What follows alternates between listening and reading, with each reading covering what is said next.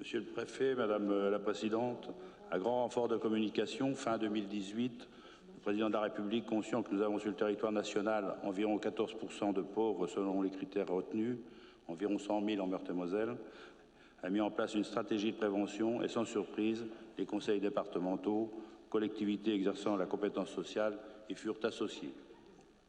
L'État étant partenaire de ce dispositif, Monsieur le Préfet, ou même initiateur plutôt, Monsieur le Préfet, cette question vous est bien évidemment adressée, ainsi que la présidente du département. L'indicateur européen affiche dans notre pays le seuil de pauvreté à un revenu inférieur à 1 063 €. Une étude de l'INSEE, réalisée avant la crise Covid, démontre que la pauvreté ne se limite pas à un seuil monétaire. La privation matérielle et sociale s'ajoute également aux critères de pauvreté.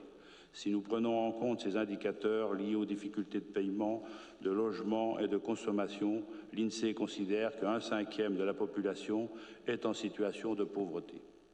Dans cette démarche, notre département s'est engagé en amont de la mise en place du dispositif. Il est ainsi devenu au niveau national un des 10 territoires démonstrateurs.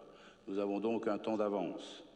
Les discours de la majorité départementale sur sa politique sociale et l'autosatisfaction permanente qui l'anime font apparaître que le taux de pauvreté dans notre département n'est pas inférieur aux autres collectivités. Dans notre département, un travail a été conduit sur chacun des territoires dans le cadre des commissions territoriales de développement social. Une restitution à mi-parcours nous a été présentée. Ce plan prévu sur 3 ans arrive prochainement à son terme.